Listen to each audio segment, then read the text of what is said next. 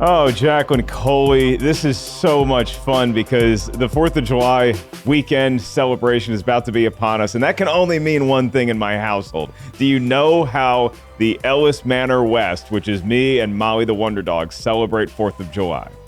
I'm going to guess that there is light beer involved, but I don't know. There is a lot of, I'm just going to say it, it's a lot of white trash beer involved, and there's usually either some sort of John Mellencamp concert that I find, or a documentary about John Cougar Mellencamp, or we usually cap it off with this particular movie that we're talking about today, and that would be the one, the only, no, not that movie where there's something about to blow up Earth in 1998, the other movie, Michael Bay's classic, Armageddon. It is, listen to this. Are you sitting down, audience? 38% on the Tomatometer, which puts it squarely in rotten territory. But there's good news out there for all of us Americans and everyone else around the world, Jacqueline.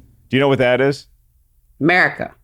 Don't know. Well, yeah, but also America and the audience on Earth spoke just as loud as that Tomatometer. They have arrived at a 73% fresh audience score. So there's a big disparity with this movie between the Tomatometer and the audience score, between the critics and the people who paid to see this movie and eat a lot of popcorn during it. And so we're going to get a lot of insight into this movie, not just with you and me and our feelings about Armageddon some 20 plus years later. We're also going to welcome in a very special guest to the show who he's the co-host of the Binge Boys podcast alongside Hal Rudnick, who is also a great friend of the show. He happens to be the most professorial delinquent, or a delinquent who dabbles in professionalism, and that would be Lon Harris. Lon, welcome to the show. I am so happy to have you on here finally, and I have but one question for you and your lovely dog Taco. Is Rotten Tomatoes wrong about Armageddon? Rotten Tomatoes could not be more wrong about Armageddon. 38%. This is a travesty. This is an insult to America. This is an insult to the world. This is an insult to Bruce Willis, the person. We have to do something about this. We have to discuss this. Thank you so much for opening with that fervor, because Jacqueline, I feel like Lon thinks that this score is an attack on all oil drillers across the globe. So how dare they do heroes. This to the Roughneck Nation? I won't stand for it. I am so excited about this episode. So, folks, light up your sparklers. Be safe about it. Fire up the barbecue and settle in for a nice discussion about the film Armageddon with us. Jacqueline, here comes your challenge. You put this on me with Tenet, so I get to fire back with, maybe, I'll say this, this might be the easiest synopsis we've ever done. What is Armageddon about? Armageddon stars Bruce Willis as an oil driller, because we open the film with meteor showers coming down and people basically saying, oh my God, the world is about to blow up because there is a world killer meteor coming to just destroy the earth. And then they decide, well, we're going to send our fastest ships up there to, a la as a man would do, drill a hole in it and blow it up. But rather than get astronauts trained in oil drilling, get astronauts trained in drilling, we're going to send up a bunch of not healthy, crazy, probably offenders of some kind, and send them up to the moon to save the world. And that is led by Bruce Willis. He's along with Ben Affleck, who's dating his daughter, played by Liv Tyler. We have a host of other great 90s characters like Owen Wilson and also Steve Buscemi sort of slumming it in a Michael Bay movie. But, you know, they go up there to save the day, and they do. Bruce Willis has to stay behind because they can't get the bomb off without him. And then the Steven Tyler music plays. And Diane Warren wrote the song, but it didn't win the Oscar. And that's Armageddon. Boom. It can survive all of the slings and arrow Smiths that are coming towards it from critics, because it did phenomenal business around the world when it came out. It is still rewatched, not just on July 4th, but really any day of the year. You put on Armageddon, you might have a lot of jokes at its expense, but you also might have a tear welling up in your eye because of Diane Warren's lyrics for Aerosmith's classic tune. Armageddon it, you're really getting it. Well, someone who always gets us here is our producer, Lucy. Hello, Lucy. Your thoughts on Armageddon. Did you get a chance to rewatch this for the show? Last night, and it messed me up. About halfway through, when Bruce Willis is saying goodbye to Liv Tyler, and they have their little like, "You're gonna come back, right, Dad?" I was like, "Oh, Mm-hmm. I started crying then and didn't really stop. Yeah, it's so good. It just hits you different, especially if you've had to say goodbye to a parent. It's like Armageddon. This cheeseball blockbuster movie just works on so many levels that you did not know it could infiltrate. And that's probably one of the reasons why it endures so much. And so, look, Lon, you said that you think that the Tomatometer is absolutely abhorrently wrong with this. You think that 38% is just a complete little travesty. Disgusted. I'm just a small, tiny bit disgusted with it. Yeah. Okay, let's see if my co-pilot agrees. Jacqueline, you are, let's face it, the Han to my Chewie. So you would be like, you would be the Bruce Willis to my Owen Wilson. Do you think that Rotten Tomatoes is wrong? Yeah, I'm going to say 38 is a bit harsh, but I don't want to give Michael Bay any credit. So I'm not going to say, basically, I'm like, I'm not saying that the Rotten Tomatoes is right, but I understand. I understand why they were like, we just can't with this anymore. But I have fun with this movie. This movie has a lot. I love a good montage, and this movie knows how to do them well.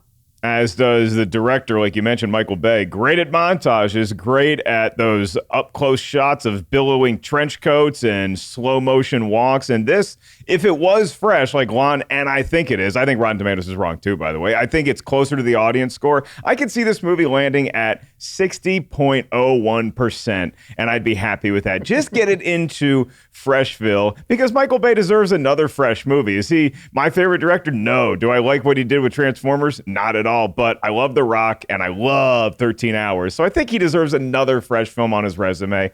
It might as well be Armageddon. But while we're here yapping, the critics have already spoken. And for more on what they were saying at the time of the film's release, way back when we were all so young in 1998, we go to our expert review curation manager here at Rotten Tomatoes, Mr. Tim Ryan. Tim, take it away. 2 Mins with Tim. There's an old saying that movies come in pairs, and the late 1990s was a particularly weird time where a bunch of thematically similar movies were being released around the same time. Some notable examples include 2 movies about track star Steve Prefontaine, which is Prefontaine in 1997 and Without Limits in 1998. And 2 animated films about insects. Both Ants and A Bug's Life were released within weeks of each other in the fall of 1998. Of course, nothing could possibly compare to the 4 body switch comedies like Father Like Son, Vice Versa, 18 Again, and Big that were released in 1987 and 1988. There were 2 films about global catastrophes in 1998. Armageddon came out less than 2 months after Deep Impact, which at 45% on the Tomatometer didn't exactly set the world on fire, no pun intended, but it spent more time with his characters and benefited from Morgan Freeman's central performance. In the case of Armageddon, the critics that liked it felt it was like a roller coaster, with its visceral thrills and big special effects triumphing over its plot and characters. But most reviewers felt it was too noisy, too long, too predictable, and the characters were particularly thin. It's at 38% on the Tomatometer with 122 reviews, but it does have a 73% audience score. So what did the critics have to say? In a Rotten review, Roger Ebert from the Chicago Sun-Times wrote, "Here it is at last, the first 150-minute trailer. Armageddon is cut together like its own highlights. Take almost any 30 seconds at random and you'll have a TV ad. The movie is an assault on the eyes, the ears, the brain, common sense, and the human desire to be entertained. No matter what they're charging to get in, it's worth more to get out." However, in a fresh review, David Edelstein of Slate wrote, "Along with the rest of the audience, I jumped when I was meant to jump, laughed when I was meant to laugh, and swallowed a lump in my throat when I was meant to feel moved." The Rotten Tomatoes critics' consensus for Armageddon reads, "Lovely to look at, but about as intelligent as the asteroid that serves as the movie's antagonist, Armageddon slickly sums up the cinematic legacies of producer Jerry Bruckheimer and director Michael Bay." So anyway, Mark and Jacqueline, I can't wait to hear what you guys have to say about this movie, and I don't want to miss a thing. Tim sounded like he was saying that reference to the Aerosmith song against his will, but that's why he is the most professional out of any of us. Thank you, Tim, for that. Yeah, that was the thing that I looked at a lot of critic reviews of this movie last night in prepping for this episode, and that was their biggest complaint. It wasn't even the science loopholes. It was just this movie is so loud, and this movie is just such a big music video that's all tied together. And I get that complaint, but that might be one of the reasons why I have so much fun watching it. So we're going to get into all of that and more when we talk about Armageddon and the movie scenes in particular. Let's get back to 1998 right now with a little help from our friends. Brian, cue the music. You know, Lon, Jacqueline, this is that movie that if I could watch this film with one other person in a movie theater, that human being, unfortunately, would not be either one of you two. It would be Neil deGrasse Tyson, just because I would love to watch his head explode trying to figure out how you could even rectify putting this this hooligan movie that is just such a scientific fraud on the big screen. Lon, we get past that, though, because we have such a good time watching it. Do you have a scene that just leaps out at you from Armageddon that explains why you have such an affinity for this and why you think the movie deserves to be fresh? I mean, I love the fact that it is fast and loose with the science. I feel like we get so many of those movies where it's like, this is what space is really like, and this is how exacting it is, and how careful you have to be, and how, there's a lot of those Apollo 13 movies. Like, if this screw is 1/8 looser, then we blow up on re-entry, and you have to get all the angles and the math exactly right. It's like refreshing to watch a movie where Ben Affleck is like, I bet that we could just jump this buggy over this canyon. We don't need to do a calculation. We're on an asteroid. There's some gravity. Like, even when scientists and doctors talk in this movie, everything always gets reduced immediately. Like, nobody says anything science-y the entire time. Like, even when it's just NASA guys sitting around, they're like, so it's big? It's like, that's the size of Texas. Like, I don't think that's how doctors talk. What is this thing? It's an asteroid, sir. How big are we talking? Sir, our best estimate is 97.6 billion. It's the size of Texas, Mr. President. Yes, sir. Dan, we didn't see this thing coming? Well, our object collision budget's $1 million. That allows us to track about 3% of the sky. And begging your pardon, sir, but it's a big-ass sky. All right, so yeah, I think those are the moments that I love the most, where it's just like, they're just gonna do the thing, and it's just physically possible because they want it to be. Like when the entire Russian space station is exploding. Like, pretty sure that would happen quickly and you'd all be dead. It wouldn't be like one little compartment at a time, so you had time to like run away.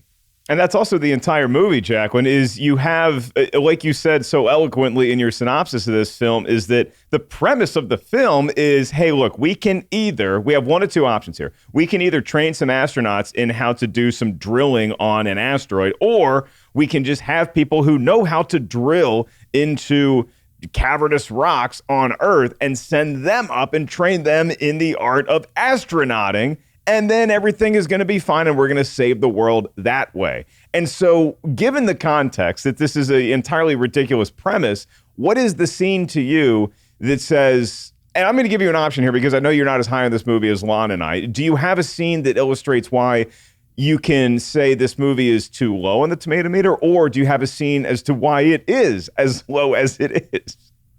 I'll give it to, like, this is a scene where, like, I get it and I enjoy it very much. I will say again, because even though I'm not like, this is the greatest movie ever, I do like it. And I think I actually have it on DVD. And I know I had it at one point on VHS. So, like, I'm not going to pretend like I don't like Armageddon. I was entertained watching it again. Russell Crowe didn't need to ask. But the scene that sort of, I think, encompasses why I really like it is that it is these characters. Like, they're just so stupid, but so entertaining. And the montage when they get Harry and like basically say to him, okay, come to NASA. And he's just like, these idiots are not going to be able to do it. Let me go get my ragtag groups. And they basically go throughout the United States looking for these people. All they got to do is drill.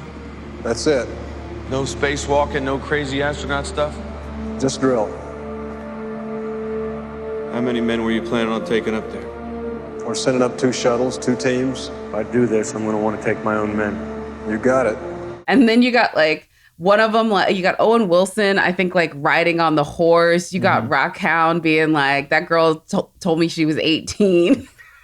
Yeah, they totally do the getting the heist crew together. Yes! Like, you son of a bitch, I'm in sequence, even though they don't have to. They just showed them together, and all Bruce Willis did was get on a helicopter. Like, why are they rounding them up across the U.S.? How did they even have time? Exactly, but it's so funny. And I think what also it is too is like these are two sort of things, and it encapsulates that scene when they're agreeing to do it is when they have their list of demands. And like one of them is like, we want to know who killed JFK. I just think that like stuff like that is just so stupid and in no way cinematic. But how are you not entertained? How are you not entertained? And that's really great because as the story progresses, it's those moments that make you sort of love them a bit is the reason why you feel for them and are invested in them even more than saving the world.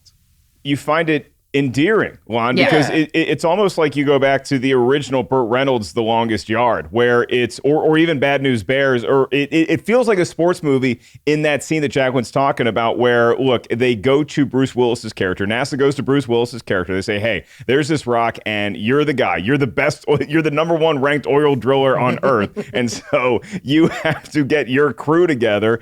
And he is now kind of realizing that the ball is in his court and that he has some power here. And so just uniting this ragtag group of ne'er-do-wells for this mission is one of the most fun parts. And I would throw in there, one of my favorite scenes is the night before they really have to get locked in and actually go do this mission, is they all just go out and have this crazy night, and there's a fist fight, there's a brawl at a place of ill repute. There's exotic dancing going on. There's $1 bills making it rain. They're drinking too much. They're getting into trouble. And you just love watching them interact as a crew. But there is this tinge of emotional weight to it because they know that this is probably the last night that they ever get to party on Earth like this. Yeah. Yeah. I think one of the things that makes this movie stand out, especially in like a modern context, is that you do spend a lot of time with these guys before the main story kicks in. Movies are in such a relentless hurry, I think. And a lot of times we kind of gloss over that. You get 1 or 2 scenes with the crew, and then we're like, into the mission, into the story, like, let's get to space. And this movie, it's like 45 minutes of them just oil drilling and training and getting to know each other. And it does pay off once they're on the asteroid. Does Lon Harris get emotional at any point watching Armageddon? And if so, what is the moment for you? What is the scene for you that says, hey, this is more than just shoving a bunch of popcorn in our face and ignoring science? I think, listen, the end of the movie it's well done. It is what it is. It's sweeping. It's over the top. Like, this is the Michael Bay where, he's using the MTV editing and sort of modern techniques, and his aesthetic was very like 90s, but he's got the soul of like an old showman, like he was doing Pearl Harbor after this. He's got a very like sentimental old Hollywood side to him underneath all of the like tracking shots where you go like underneath the guy and swoop around Will Smith and Martin Lawrence or whatever. And I think that comes out in the climax of Armageddon, when it really is about this sacrifice that the Bruce Willis character is making, and the real human cost that it has back on Earth. Daddy? Hi, Gracie. Hi, honey. Grace, I know I promised you I was coming home. I don't understand. Looks like I'm gonna have to break that promise.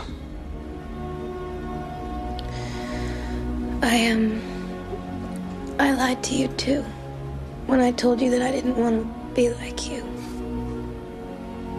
Because I am like you. Jacqueline, that scene for me gets me every time. And I think I would have said this even before, my family lost our patriarch, is that scene, for whatever reason, is at the end when we realize that we have this bomb and we successfully put this bomb in the heart of the asteroid. And so we can blow it up. The problem is that we need somebody to go down there and trigger it. And if you trigger the bomb, you can't just do it remotely. For whatever technical reason, didn't happen correctly. So now we got to go down there. We actually have to press the explode button on the bomb like we're Wile E. Coyote and hope that it works. And so Bruce Willis and Ben Affleck have this sort of switcheroo because Bruce knows that even though he's not crazy about his little girl, coincidentally played by Liv Tyler, who is the daughter of Steven Tyler, who's singing the song. Yeah. He says, like, I don't like you, but I know it's going to break my little girl's heart and that you two are truly in love, and I accept that, so I'm going to do the old switcheroo, and I'm going down to detonate this thing. And I disagree with your read, Mark Ellis. You think he really doesn't like Ben Affleck and he's just doing it for Liv Tyler's sake? I think he was really never a fan of the Ben Affleck as a son, and he never was able to say it. Okay. I don't know, man. I don't know. This guy, if Harry Stamper, Bruce Willis's character, had his way on Earth, okay, Lon, I'll put it like this. It took a freaking asteroid threatening the very existence of the human species to get Bruce Willis to even want to shake Ben Affleck's hand if he was picking his daughter up for prom. He'd had some shocking news. He felt very upset that morning that he hadn't been told about their relationship before, felt a little betrayed, felt stung by betrayal. He got a little hot under the collar. He got a little upset. I'm confident that would have blown over had there not been an asteroid. They would have made up. That there would have been a mutual understanding. I don't think you could fake the funk like at the end that way. Like, I don't think Bruce Willis is a big faker and he's just pretending to see this guy as he calls him son when he's going back up into the ship for the last time. Okay, I'll give you that. Goodbye. He does say son. He says, I'll see you, son. Take care of her, son, or whatever. Like, he means it. He feels that. He's just, listen, he's a roughneck. He's an oil man. These emotions don't come easily to a Bruce Willis. He's got to build up to it. And a whole generation of men who will not embrace therapy is born. I agree with you that this was probably him, showing emotion because basically it's literally the end of the world. That's the only time it's allowed. It's the only time it's allowed. Think about Billy Bob Thornton never sheds a single tear. He's facing down the end of the world the whole movie. I mean, also too, I did like the fact that he did it. This was just I will say, for how stupid it is. Let's be honest. First of all, the fact that he's able to rip a patch off of a spacesuit that's supposed to keep you alive no matter what, because this is some real top notch. We can build 2 planes that can fly faster than any other planes can fly, but them patches, done. I give it to you on that one. Also, I just want to give a little shout out though to Jason Isaacs, who shows up at the very early part. With Billy Bob Thornton, who's sort of leading the nerds. There's the Nerd Patrol who come up with this genius idea that the people of NASA hate so much that they wrote literally an entire entry about how stupid it is. They're like, this will never happen. We would never be able to even build a bomb big enough to blow this thing up. Anyway, Jason Isaacs coming with his whole I don't think that a man who failed physics at MIT should be the person that the president is taking advice from. I was like, oh, the British shade. I love him so much. He was my favorite thing in the very first parts of this movie. Him, and shout out to random Eddie Griffin, because I still want to be a part of the casting session that Michael Bay had to say, we're going to get Eddie Griffin. Yeah. I feel like that must have been special, or he must have been like, I want there to be one New Yorker who's reacting, and it needs to be specifically Eddie Griffin. Eddie Griffin. Sure. Let's get under. I will give a huge shout out to Eddie Griffin, and if folks out there, and Mark Curry got in there as well. Mr. Cooper, Mr. Cab Driver. Yeah. If y'all have not seen Undercover Brother, we should do a Rotten Tomatoes is Wrong episode about Undercover Brother, because that is a criminally underrated comedic film. I'm sure starring is wrong about it. Eddie Griffin. Yes. Yeah. So look, this movie, Billy Bob Thornton is one of the things I wanted to bring up here, because when you talk about actors and performances in this movie, Bruce Willis does a great job being that alpha male, that movie star lead where you're only allowed to cry if it's the end of the world or if a famous athlete is retiring. Ben Affleck and Liv Tyler do a great job as the young couple who are in love, who have to go do something, and they're apart, but they still love each other, and this only seals their bond even more. But Billy Bob Thornton is tasked with really a dual role in this movie, because, Lon, you brought up Apollo 13. Billy Bob Thornton has to be that Ed Harris, voice of reason and calmness in the room at NASA when you're monitoring the situation, but he also has to be like who Bill Pullman was in Independence Day, because he is given so many lines that in lesser hands could have sunk this movie, because they just would have rolled off so cheesy or just implausible. And as ridiculous as the movie itself is, Billy Bob Thornton would not be my first round draft pick to play a head of NASA, but he would be if you said we need that head of NASA to be able to relate all of this scientific mumbo jumbo to us, the regular audiences of the world.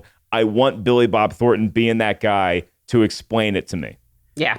Yeah, there's a lot of movies that try to do also this character who's like, he's like a bureaucrat, but he's also a cowboy. Like it was just Jeffrey Dean Morgan just did it in Rampage a few years ago, where it's like, look at his belt buckle and his revolver. He doesn't do things the way other guys do. And Billy Bob has that exact same role here. It's like, what if the head of NASA, but also Texan? And he nails it. It's not over the top. It doesn't feel cheesy or too much. It just feels like, well, yeah, this guy's from Texas and sees himself as kind of a cowboy. It makes good sense. There's an entire like going to the sort of like junior astronaut program was like a legit Texas thing. I can say as a girl that was raised in Texas, it was something that I was not necessarily about, but tons of my kids, they used to do like advertisements for it, like on Saturday morning cartoons to be like, you can go to the NASA Junior Space Program, which was basically just pay a bunch of money to go pretend you're an astronaut for a week. Space Camp.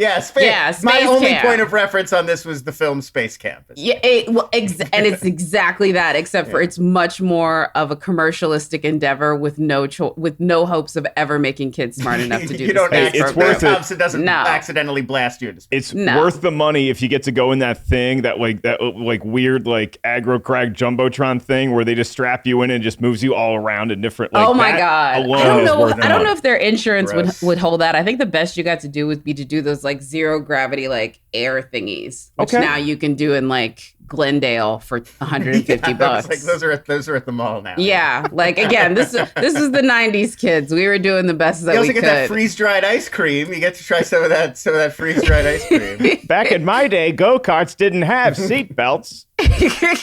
Yeah. One thing I was going to say about Armageddon, though, is in addition to, we mentioned Jason Isaacs, we mentioned Billy Bob Thornton. I feel like every speaking role in this movie went to some notable character actor. There's no Udo Kier is the psychiatrist. Peter Stormare is the Russian cosmonaut. Yeah. William Fichtner is the guy, the on the shuttle. Keith David is the general they have to battle with back in DC. Like, everybody's famous. Seriously. Also, freaking Buscemi, again, slumming it in the best possible way where it's just like, I'm going to be slightly pedophilic and creepy.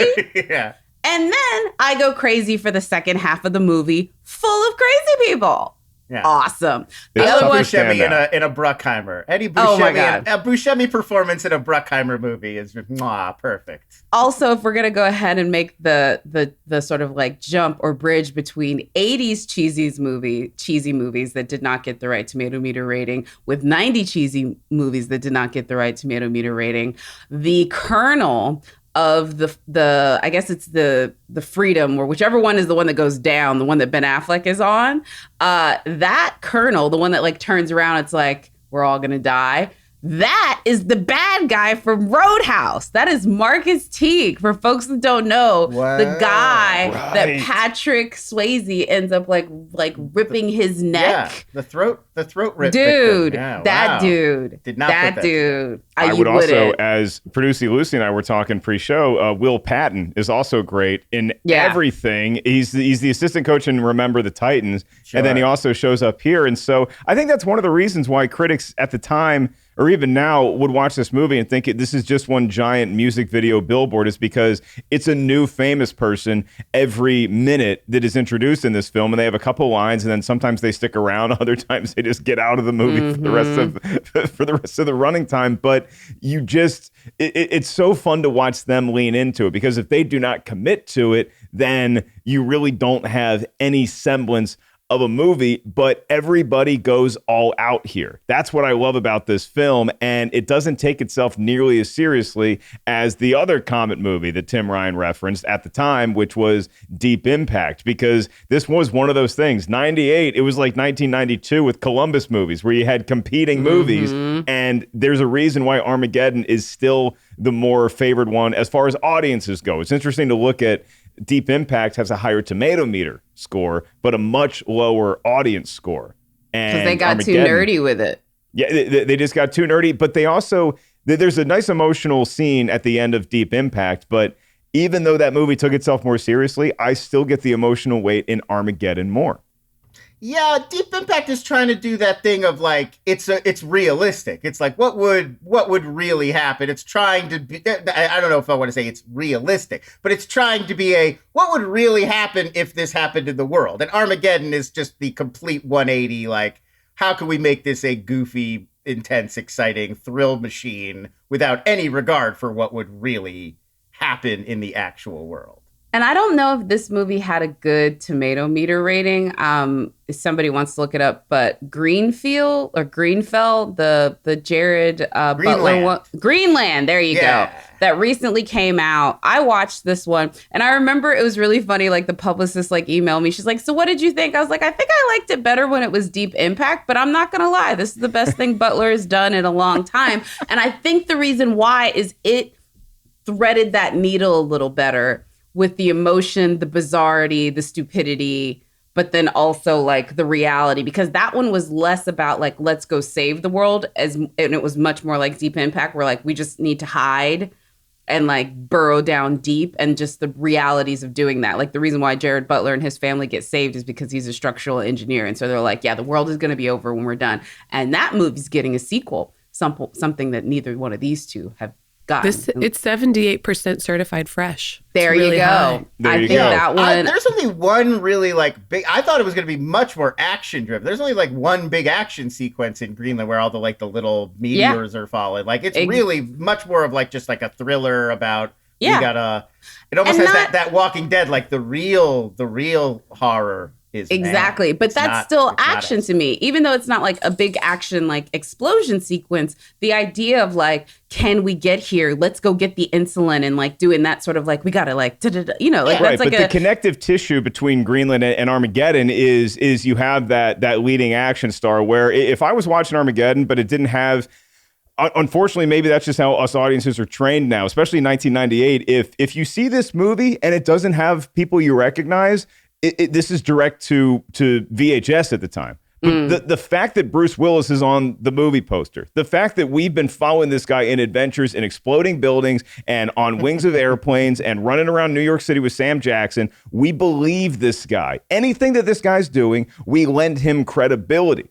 And so I think that is one of the most important things of this movie, is that you can take a lot of films. There's a lot of movies out there, folks. And I hate to say this, Star Wars nerds, there's a lot of stuff that doesn't scientifically check out in Star Wars. Explosions don't make noise in outer space. Sorry to break that to you.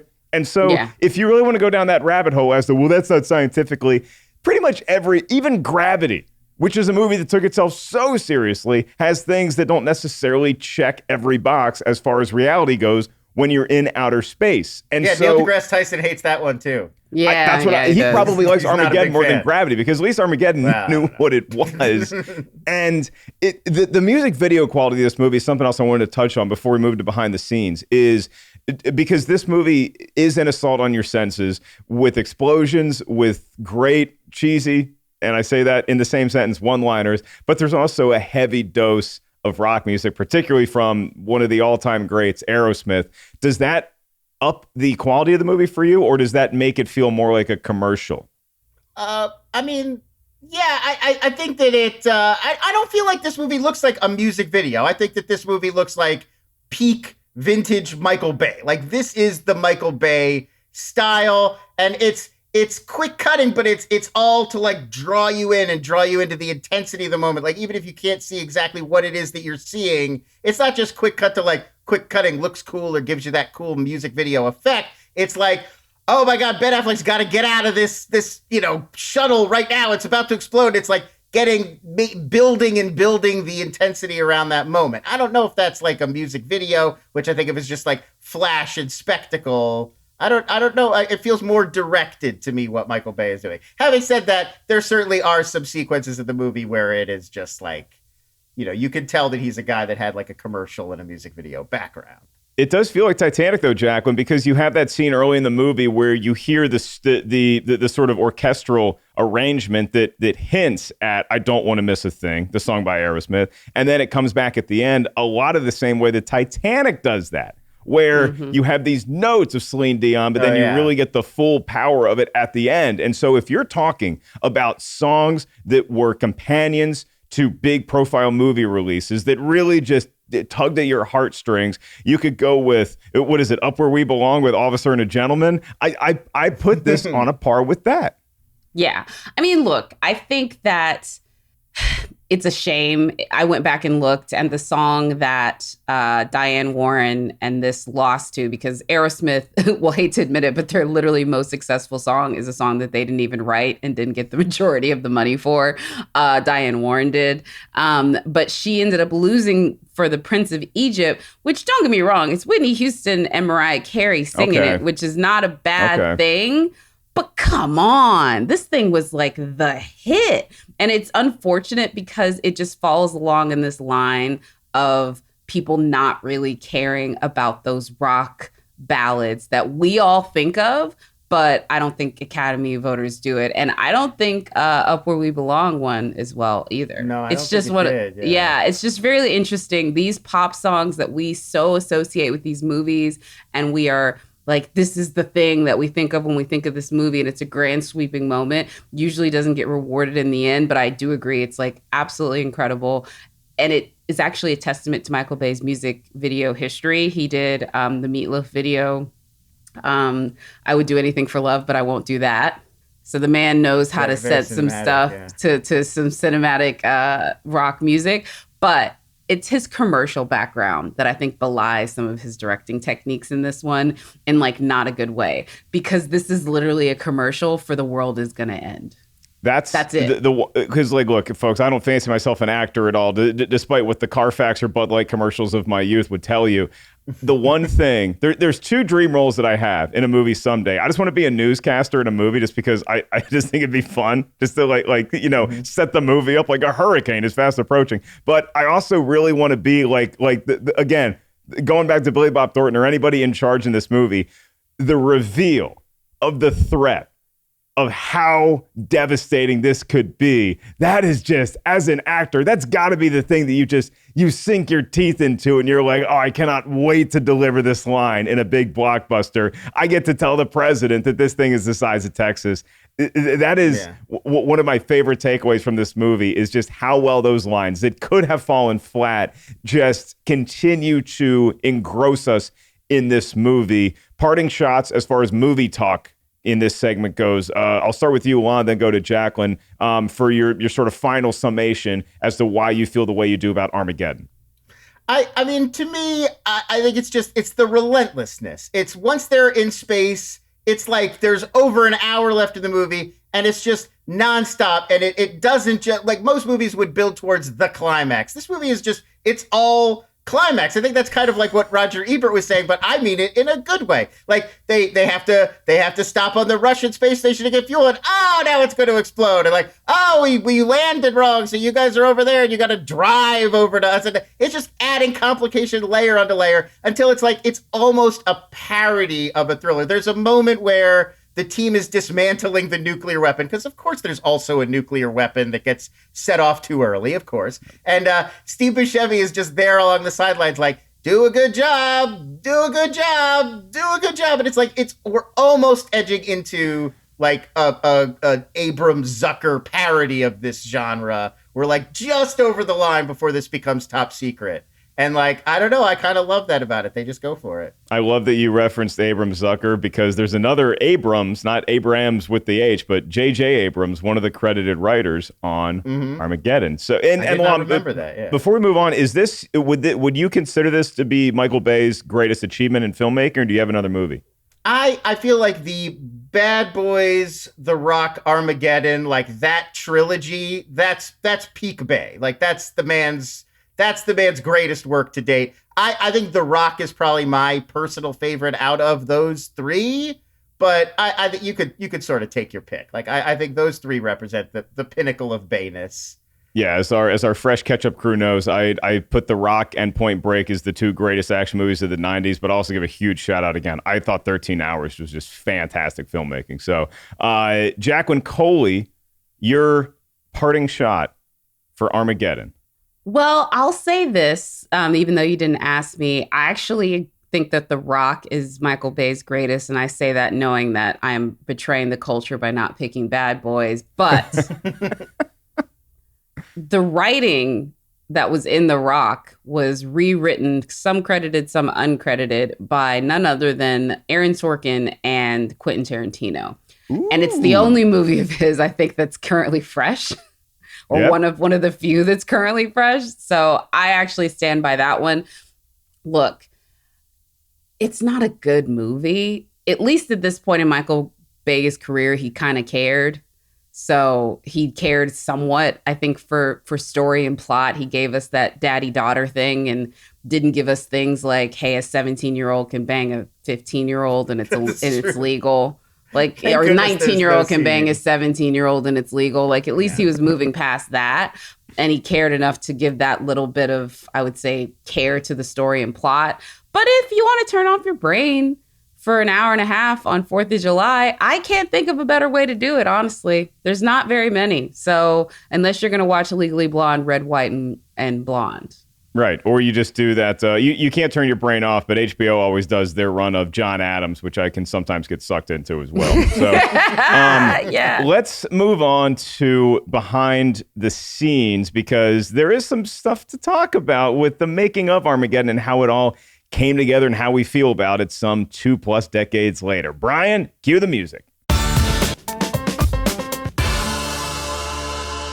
You folks listening have no idea what an ego stroke it is to just be able to command someone to cue up music and they do it. And you just feel so powerful for that hour that you're doing the podcast. Look, the one name that we didn't touch on a lot in movie talk is Ben Affleck, because I think according to Michael Bay / Jerry Bruckheimer, I think Bruckheimer maybe wanted Affleck in this movie more than Bay did. And so I think early iterations of this movie, they really thought that they could have done even without that character entirely. And if you want to know that this movie was made in 1998, look no further than Ben Affleck's character's name, AJ Frost. If that isn't the most boy band name I've ever heard in the face of human history, then that would surprise me.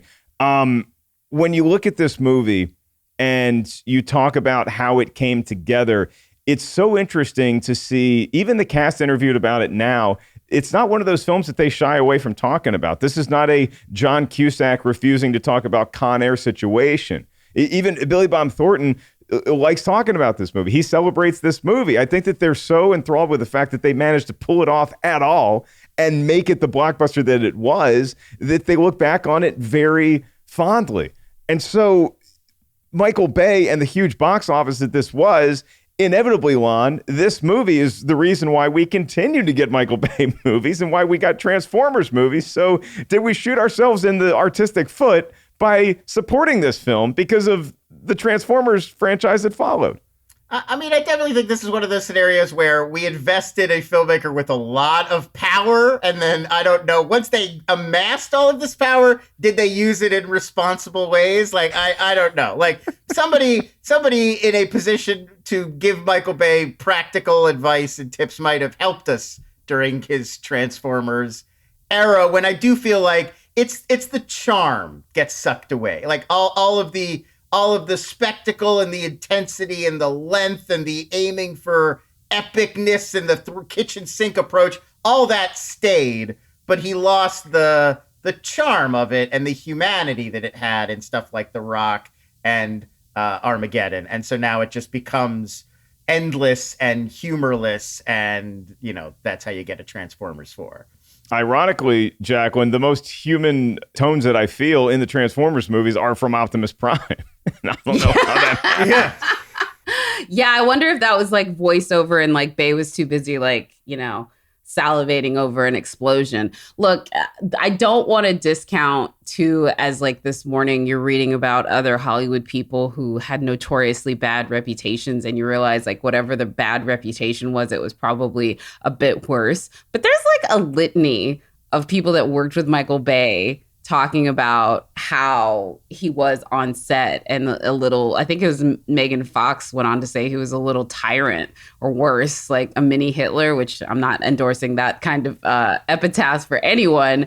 But I do think it can't be discounted to say, like, when you get lauded and told that you're amazing and very early in your career get to work with the likes of George Lucas and Spike Jonze and David Fincher, and because of that sort of like nepotistic boys club, get told how great you are and never really push through because of any actual accomplishments, but just your proximity to greatness. I don't know if that's going to be the best thing for building the type of person who is going to be the best to work with on set. And I'm not basing this on my assessment. I'm basing it on the assessment of the people that have worked with him and what they've said. So I think it's a good thing he stepped back a bit from directing. Yeah, Bay famously filed storyboards for George Lucas early on in his career. Let's talk about the Ben Affleck, though, because, again, during the making of the movie, they might have thought that Ben Affleck was just an afterthought, but could you also argue that this movie is the reason why Ben Affleck became the movie star that we still revere him as? His career's had some ups and downs since then, but he was great in the Kevin Smith movies. He was great in Good Will Hunting, but is Armageddon, Lon, the reason why Ben Affleck is still known as Ben Affleck today? Yeah, I mean, I think you don't get modern Ben Affleck without a movie or two like this at this moment. You know, like Good Will Hunting, Chasing Amy, you know, a lot of indie hits, you know, a lot of popular films are sort of the indoor kids, but this and you know, like a few movies that followed that's what sold him to mainstream America, as like he's going to be, you know, a real force in movies beyond, you know, being the bomb in Phantoms. So which he definitely was. Yeah, I mean, definitely the bomb in Phantoms. And I mean, I don't think it was necessarily like just this, but it was. I'm looking at his filmography. It was a lot of this. Like, I think it was Pearl Harbor / J-Law.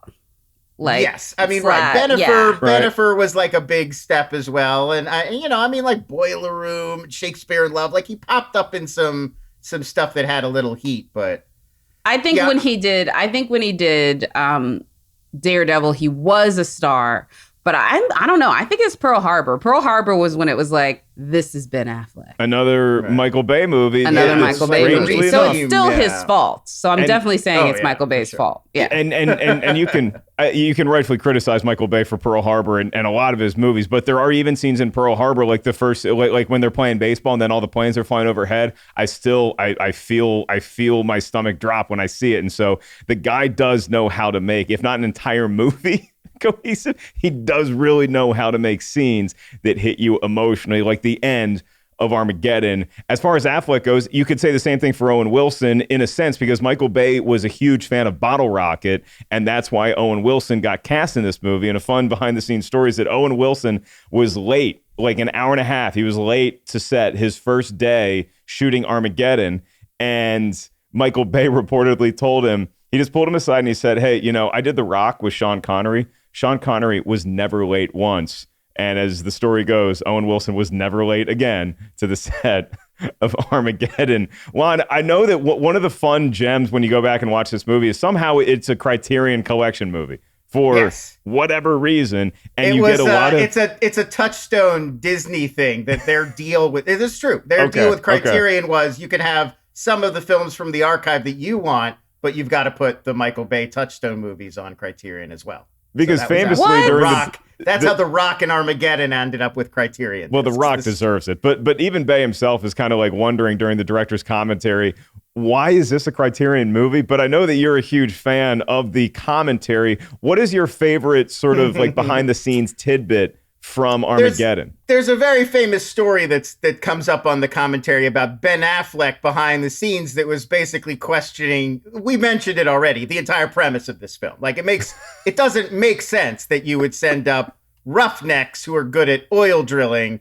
to space instead of taking guys who are already prepped to go to space and training them, here's how to work a drill. And they do. I like that I think maybe in reaction to Affleck's comments, they put this line in the movie. There is one scene where they have Bruce Willis say this to Billy Bob Thornton. Like, look, it's a delicate art and a science, drilling. You can't just teach. I can't. I'm a conductor. I have to be there myself. I only trust my crew. And Billy Bob Thornton just like, okay, I accept this. I accept this at face value.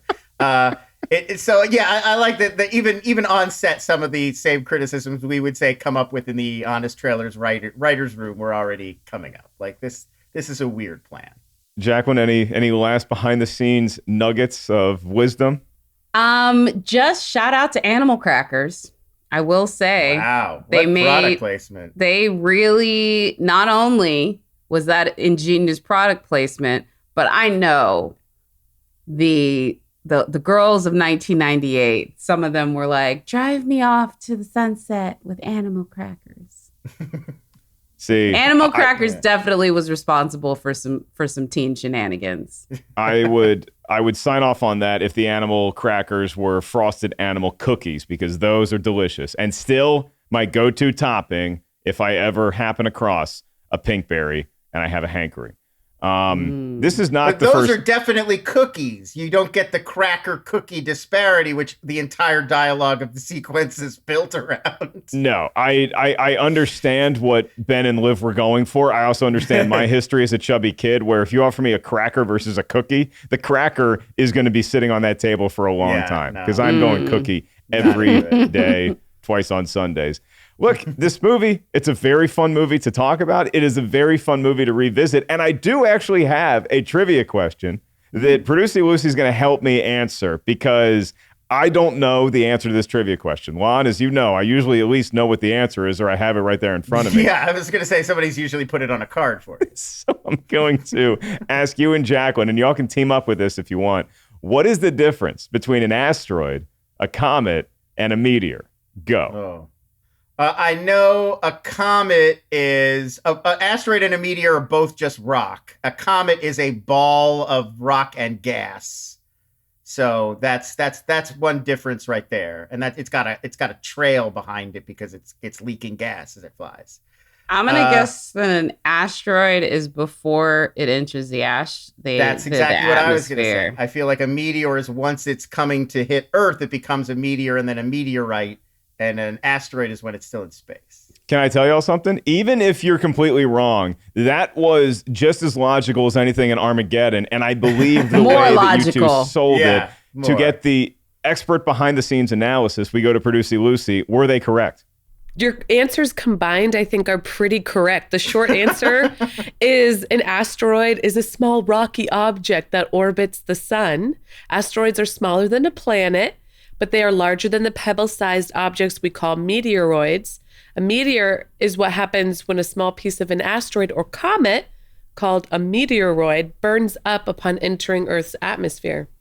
So I think y'all are right. Yeah.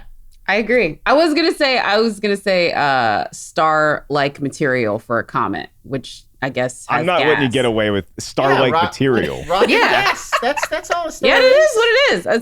A star-like material is gas. It's a ball of rock and gas. That's So it. a comet is a body of ice, rock, and dust that can be several miles in diameter and orbits the sun. So I think comets and asteroids are kind of the same thing. Neil deGrasse Tyson, are you listening to our podcast? Please chime in to email us and tell us if we're right or wrong. He's got like 8 pages of notes already. I'm sure he is. Really. So much better. Neil deGrasse Tyson, if you're listening to this, and if you are, please go with Jacqueline and I to go see whenever Greenland 2 comes out, because we want you to do a scene-by-scene breakdown of how logical it actually is. Can we spoil Greenland? Can I spoil? How do you do a second one? They're just they're building a new house. What is? They're building the world. They're figuring out what happened. But how is that a movie? Well, I feel like it's just gonna have to be a different there may be some people thing. who survived. I feel like it's just gonna be a different. Like they get out and then everybody's trying to kill. Remember that movie? Not movie. There was a TV show on Fox that cost way too much money, and I don't know why it ever got Terra Nova. It's gonna be Terra Nova. Yeah, where like they blast that, they're trying to like start a new Earth and like a different planet. That's what this is going to be. Terra Nova. Terra Nova is one of those shows like Dinotopia where the only reason I know it is because you could just hear Joe Buck's soul die when he has to promote it during a football game. It's like, tune in to a new Terra, we got to save the world. Terra Nova. Anyway, 3rd and 8, Troy. What's Dak Prescott going to do here? That was a great question. Thank you, Lucy, for that. I would totally sign off on you being a high school science teacher.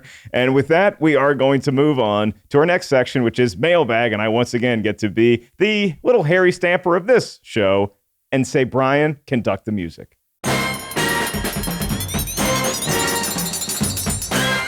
You can hit us up anytime. RT is wrong at RottenTomatoes.com. That's RT is wrong at RottenTomatoes.com. We love hearing your comments, your questions, and particularly recommendations for what movies we should be talking about with future episodes. That's actually probably how we got Armageddon on this program today. So this is from our member of the Ketchup Crew, Jeff Foxcroft. What a cool, that Jeff Foxcroft sounds like a name that you would hear in Armageddon as like one of the cool oil rig workers. So Jeff, if you work in oil, let us know. Jeff says, hey, y'all, just got my Last Action Hero 4K disc and was surprised it only had a 40% rating from critics and a 47% score from the audience. WTH.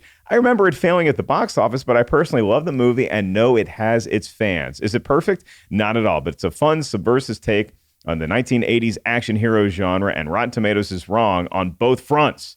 In my opinion, it's a misunderstood, underrated gem. Please keep this movie in mind for future shows. Shout out to our Austin gal, Jacqueline.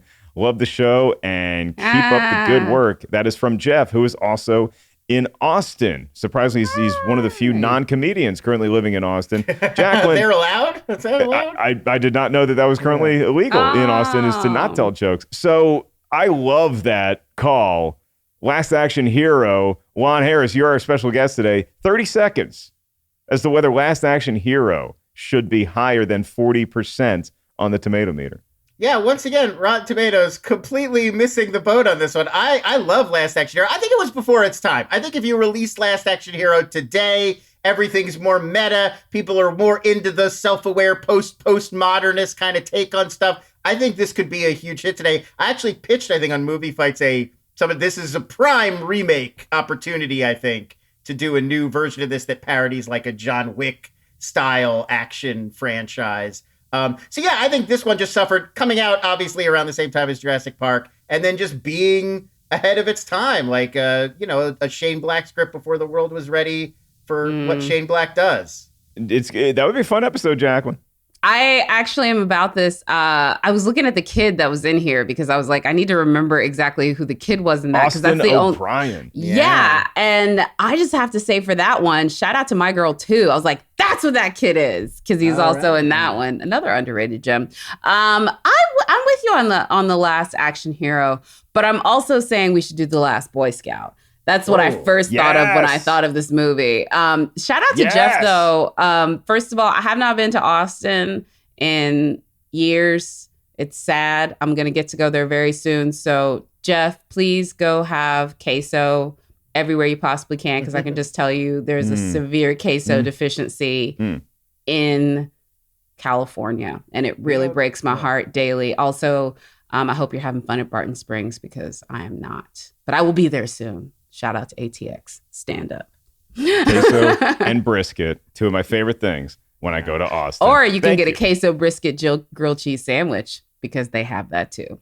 Burroughs. Just point me at the food truck and we're going. Thank you, Jeff in Austin, for that wonderful email. Again, you can email us anytime. RT is wrong at RottenTomatoes.com. Juan Harris, it has been an absolute treat to have you on a show for just about an hour and only have to ask you one movie trivia question, which is more of a science trivia question than anything else. What are you working on? Tell me more about the podcast you do with our good friend Hal Rudnick. Where can all the kids out there find you? Yeah, Binge Boys. That's the podcast I do with Hal Rudnick. We basically just watch a ton of streaming TV shows and films on all the platforms, and then yak at each other about them, do some news, all the things that are going on streaming TV. So it's a good way to keep up with what shows you need to watch and what's coming back and what's happening on the calendar. And also, get some chuckles from Hal and myself having fun and knocking that around. So that's on Spotify, iTunes, basically anywhere you would go to find your podcast selections and listen to them. Just search for Binge Boys, not the Binge Boys. There's another group of boys who binge with a the in their name. So just Binge Boys. Okay. I smell an American Gladiator style free-for-all. Yeah. If only they would meet us in the cage and we could work this out like men in the octagon, but so far, no luck. While you're doing all that stuff for Binge Boys, you can also do that for us here at Rotten Tomatoes is Wrong, wherever you enjoy your podcast. You can either subscribe or follow or rate, review, do all the fun stuff that they encourage you to do because it helps us continue to talk about movies. Lon, cannot let you get out of here before you give us some sort of streaming movie recommendation, something in theaters you like, something that is available to people in their homes. What is something that Lon Harris says everybody out there needs to watch? My absolute favorite show of this year so far. I know a lot of other people have already probably recommended it to you. I'm going to add my voice to the choir. Hacks on HBO Max with Gene Smart. The funniest show that I've seen this year. It has a lot of heart, great characters. It's another one of those things, we were talking about this with Armageddon, where every role is somebody funny. There's no like throwaway, even if you only get like 2 scenes in the whole season, they put somebody hilarious in the part. I really enjoyed it. But it's about stand-up, right? And so I just get triggered by shows about Smart stand-up. is like a Joan Rivers type legendary Vegas comedian. She hires Hannah Einbender, who's this young comedy writer to come in and like write jokes for her. I feel like it's a more realistic depiction of the world of comedy than, say, Punchline or some of the great stand-up films of history. But who could say? I'm not a pro. So we need to have Punchline. We need to do an episode of Punchline. I bet Rotten Tomatoes is right about Punchline. Even sight unseen, I bet you're right. Whatever it's at, it's probably right. Jacqueline, it was a fun one today. This was one that we've been looking forward to for a long time. And, yes, sir. You know, we're not done, and hopefully we're never done talking about some of the big blockbusters of yore on this here show. What do we have in store for the kids next week? All right, kids. Next week, we're actually going to do one that I feel the internet has had a lot to say about. Not as much as his preceding film, but we're going to be breaking down, is Rotten Tomatoes wrong about Iron Man 2, the one that gave us Scarlett Johansson instead of Emily Blunt as Black Widow. And I'm not saying that that's a bad thing, but I just wanted everyone to know this is where it happened. This is where it happened. We got Mickey Rourke, and he was a big fan of birds, and there's a really cool scene that involves racing Indy cars and a whole lot more. We also got Don Cheadle replacing Terrence Howard. There's going to be a lot to talk about in this here movie. So Iron Man 2 is next week. For Lon Harris, Jacqueline Coley, Producer Lucy, Brian, our engineer, the entire hardworking gang here behind the scenes at Rotten Tomatoes, I am merely Mark Ellis. You can see me live in Seattle July 24th. You can get tickets at markellis.live. And until next week, make sure you rate, subscribe, follow, do all those things for the podcast because you don't want to miss a thing.